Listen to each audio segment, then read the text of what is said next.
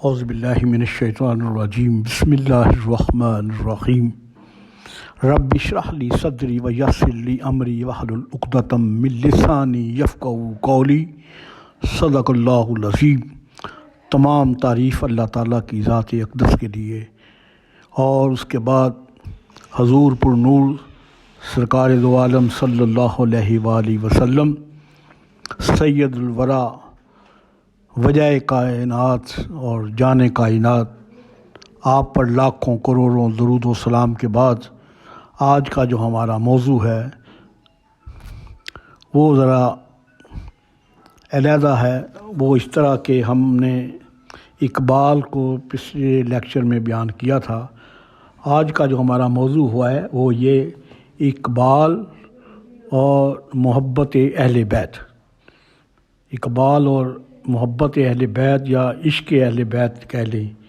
آج ہم صرف علامہ اقبال کا چند اشعار جو کہ اہل بیت کے متعلق ہے اس کے ہم تشریح کریں گے، اور اس کا ہو سکے تو تھوڑا سا ترجمہ بھی ساتھ ساتھ بیان کریں گے۔ وہ اس طرح ہے کہ فارسی کے، جس طرح کہ میں نے پہلے لیکچر میں کہا ہے کہ اقبال ایز اے نعت گو شاعر بھی تھے، اور حضور صلی اللہ علیہ وآلہ وسلم نے حضور صلی اللہ علیہ وسلم کے بہت سے آپ نے نعتیہ کلام پیش کیا، شاعری کی۔ یہ بات ذہن میں رکھنی چاہیے۔ بعض مفکر، میں ان کا نام نہیں لیتا، لیکن ان کا علم بہت زیادہ ہے، لیکن بعض اوقات غیر ارادی طور پر وہ بیان کرتے ہوئے ہٹ جاتے ہیں، اور ان کو اندازہ نہیں ہوتا کہ وہ بات کیا کر رہے ہیں، رومانگی میں بات ہو جاتی ہے۔ میں ان کا نام لیے بغیر یہ بات کرتا ہوں کہ انہوں نے کہا ہے کہ علامہ اقبال 1908 سے لے کے 1930 تک ان کے اندر کوئی اسلامی ایسی بات نہ تھی۔ میں کہتا ہوں کہ جس کے اندر اسلامی چنگاری ہو وہ بچپن سے ہی ہوتی ہے، ابھرتی وہ بعد میں ہے۔ تو میرا یہ اپنا خیال ہے کہ علامہ اقبال کے اندر بچپن سے ہی، کیونکہ ان کا گھرانہ ہی مذہبی تھا، اس لیے ان کے اندر یہ اسلام کی محبت، اہل بیت کی محبت رچی بچی ہوئی تھی۔ تو اس لیے بچپن سے ہی علامہ اقبال نعتیہ شعر کہتے تھے، اور جو کہ ایسے شعر تھے جو کہ شعر سے بھی معلوم ہوتا ہے یہ بچپن میں کیا ان کی سوچ ہوگی حضور صلی اللہ علیہ وسلم کے بارے میں۔ یہ فیض گھر سے ہی ان کو عنایت ہوا تھا۔ تو بات ہم کرتے ہیں علامہ اقبال کی، جو کہ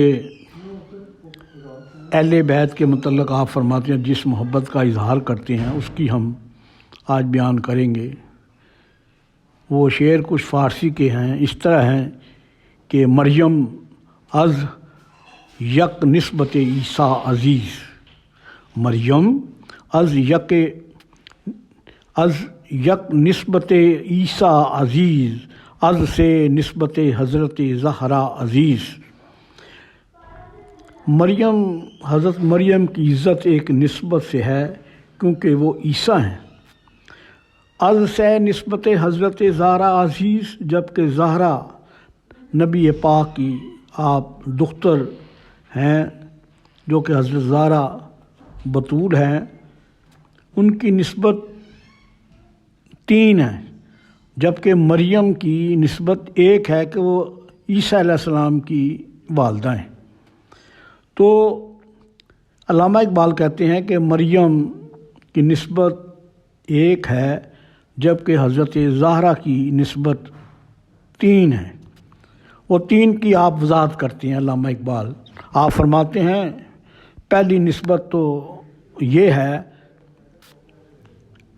نور چشم رحمت للعالمین، امام اولین و آخرین، کہ حضرت زہرا نبی پاک صلی اللہ علیہ وآلہ وسلم کی دختر عزیز جو ہیں وہ رسول اللہ صلی اللہ علیہ وسلم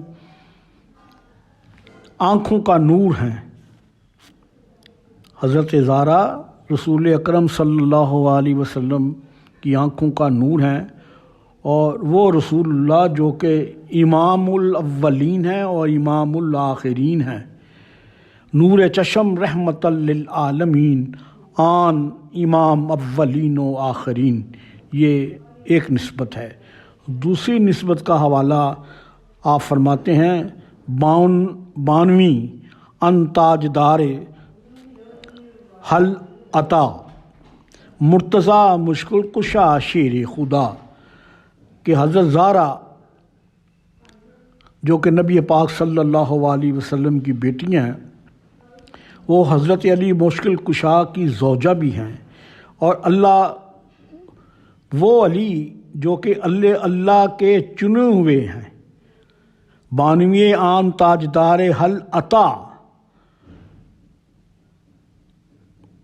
وہ حضرت علی جن کی حضرت زہرا زوجہ ہیں، وہ علی مشکل کشا ہیں اور اللہ کے چنے ہوئے برگزیدہ صحابی ہیں، اور مشکل کشا ہیں اور شیر خدا ہیں۔ اور تیسری نسبت آپ فرماتے ہیں، مادر آن مرکز پر کار عشق، ماوائے آن کاروان سالار عشق، مکتبہ عشق کے نقطۂ مرکزی کی حضرت زہرا ماں ہیں۔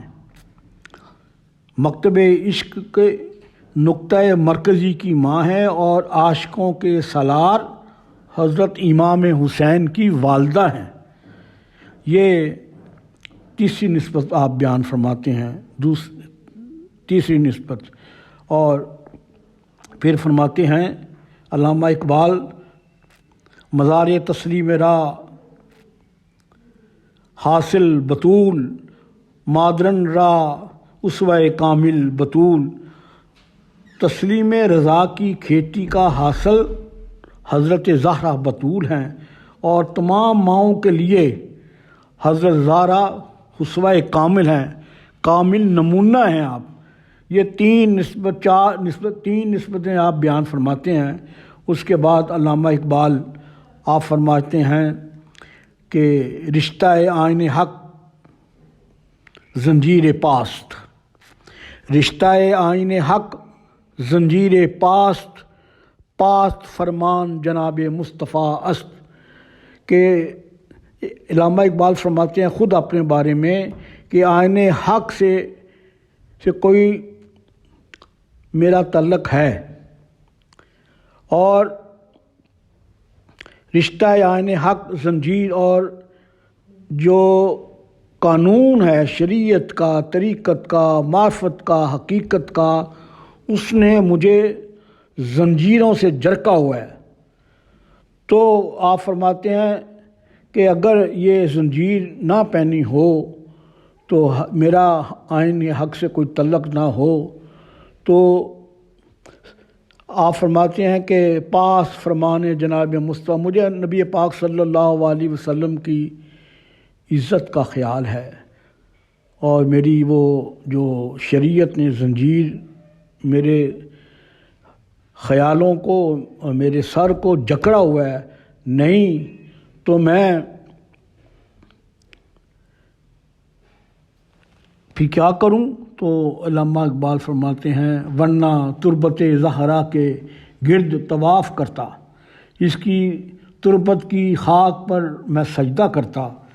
تو آپ فرماتے ہیں کہ ورنہ گرد تربتش گرد دیدمی، سجدہ بر خاک روح پاش دیمی، کہ ورنہ اگر زنجیروں نے مجھے نہ جرکا ہوتا، آئین حق کی مجھے پاسداری نہ ہوتی، نبی پاک صلی اللہ علیہ وسلم کا فرمان نہ ہوتا، کسی کو سجدہ جائز نہیں ہے، اگر یہ فرمان میرے سامنے نہ ہوتا تو میں تربت زہرا کے گرد طواف کرتا اور ان کی قبر کو جا کر میں سجدہ ریز ہوتا۔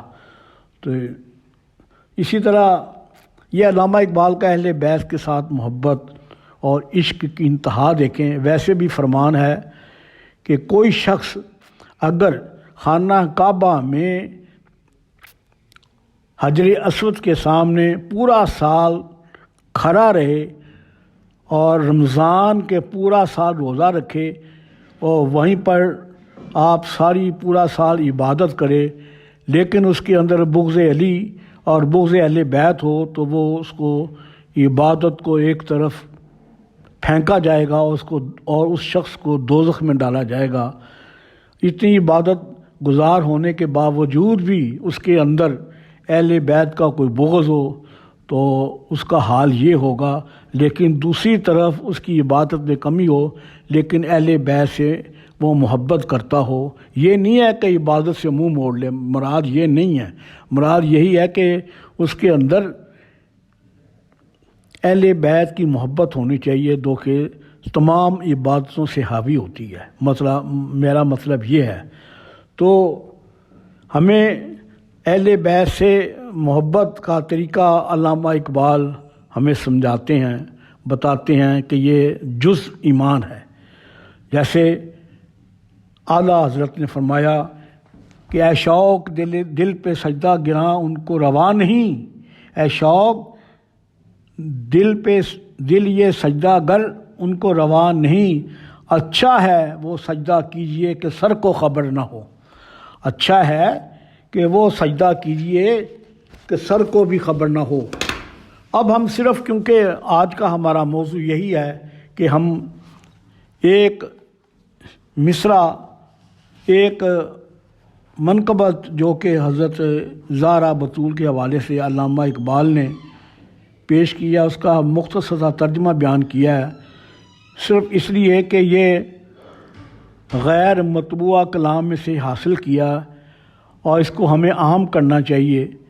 اور اگر علامہ اقبال خود فرماتے ہیں کہ میرا پورا ایک شعر، ایک آپ دعویٰ کرتے ہیں اس لحاظ سے کہ اگر میرا کوئی ایک شعر قرآن و حدیث کے خلاف ہو، اے اللہ میں تجھ سے دعا مانگتا ہوں کہ قیامت کے دن مجھے حضور صلی اللہ علیہ وسلم کی شفاعت نصیب نہ ہو اور نبی پاک صلی اللہ علیہ وسلم کے مجھے سامنے پیش مت کیجیے۔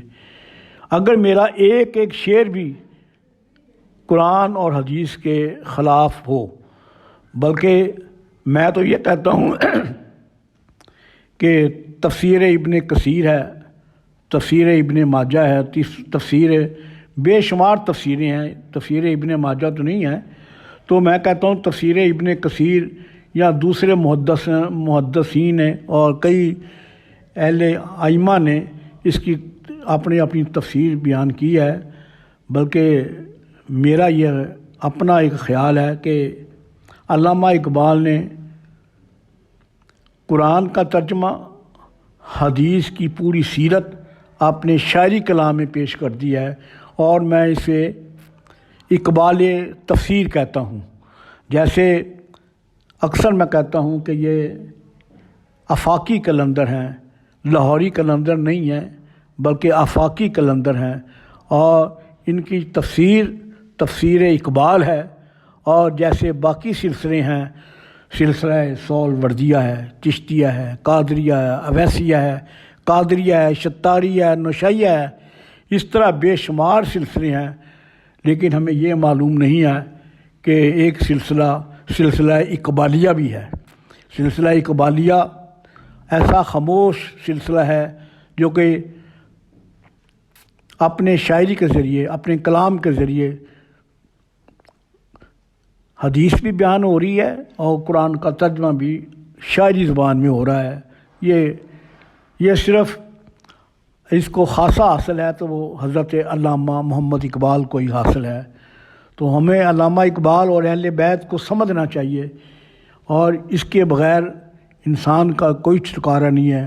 نبی پاک صلی اللہ علیہ وسلم نے کئی بار، آپ نے کئی جگہ، کئی موقع پر فرمایا کہ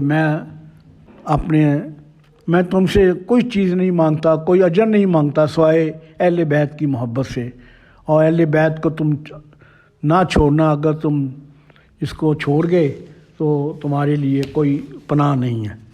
تو ہمیں اس پر غور کرنا چاہیے کہ کس طرح علامہ اقبال کی محبت ہے اہل بیت کے ساتھ۔ تو اب ہم علامہ اقبال کے 2 شعر بیان کرتے ہیں۔ تو آپ فرماتے ہیں عجم ہنوز نداند رموز دیں ورنہ زد ز دیوبند حسین احمد این چیں بولہبی است۔ میں اس کا ترجمہ تو بیان نہیں کروں گا کیونکہ یہ کسی فرقے کی دل آزاری ہوگی، آپ خود ہی اس کو سمجھ لینا کس کے بارے میں ہے۔ عجم ہنوز نداند رموز دیں ورنہ ز دیوبند حسین احمد این بولہبی است۔ سروت برسرے ممبر کے ملت از وطن است، چے بے خبر ز مقام محمدی عربی است۔ اس کا مطلب یہ ہے ممبر پر بیٹھ کر اے انسان تو کہتا ہے کہ قوم وطن سے بنتی ہے؟ نہیں نہیں نہیں نہیں، قوم محمد عربی صلی اللہ علیہ وسلم کے مقام سے تو کتنا بے خبر ہے کہ قوم تو بنتی ہے نبی پاک صلی اللہ علیہ وسلم کے قدموں پر جڑ جانے سے۔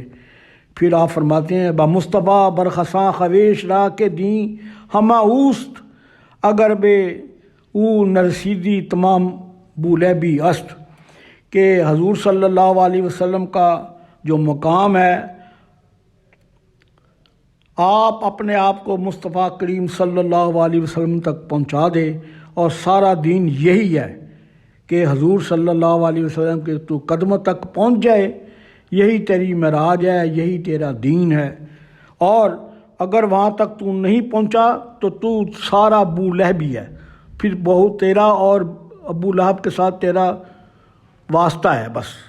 تو یہ اقبال نے اہل بیت کے متعلق جس محبت، جس عشق کا اظہار کیا ہے، اور اس کو بھی ہمیں دیکھنا چاہیے، اور اس کو ہمیں اس جو حضرت بی بی فاطمہ کے متعلق آپ نے جو نسبت کا حوالہ دیا ہے، اس کو عام کرنا چاہیے۔ اقبال کس کے عشق کا یہ فیض عام ہے؟ اقبال اہل بیت کے متعلق فرماتے ہیں اقبال کس کے عشق کا یہ فیض عام ہے، رومی فنا ہوا حبشی کو دوام ہے۔ رومی فنا ہوا حبشی کو دوام ہے، اقبال کس کے عشق کا یہ فیض عام ہے، رومی فنا ہوا حبشی کو دوام ہے۔ سید کل صاحب الکتاب برگدیہ برخمیش بے حجاب، گرچہ عین ذات را بے پردہ دید، رب زدنی از زبان اوچکید۔ تو ہمیں اقبال کے اس پیغام کو بھی عام کرنا چاہیے۔ اللہ سے دعا ہے کہ اللہ تعالی ہمیں اہل بیت اور اہل بیت کے غلاموں کی ہمیں غلامی عطا فرمائے، یہی ہمارے لیے باعث نجات ہے۔ اللہ تعالیٰ نبی پاک صلی اللہ علیہ وآلہ وسلم کے اہل بیت کے صدقے اللہ ہمیں شب برات، شب معراج، شب قدر اور ان کی فضیلت کو سمجھنے کی توفیق عطا فرمائے، اور اہل بیت کی ہمارے اندر محبت، عشق اللہ تعالیٰ ہمارے اندر کوٹ کوٹ کر اللہ تعالیٰ ہمیں عطا فرمائے، اور اسی کی طفیل ہماری سب کی مشکلات کو حل عطا فرمائے، کیونکہ یہ مشکل کشا کا گھرانہ ہے، اور نبی پاک صلی اللہ علیہ وسلم کی طفیل رب اغفر وارحم وانت خیر الراحمین، ربنا آتنا فی الدنیا حسنۃ وفی الآخرۃ حسنۃ وقنا عذاب النار وادخلنا الجنۃ مع الابرار، یا عزیز یا غفار یا رب العالمین۔ السلام علیکم۔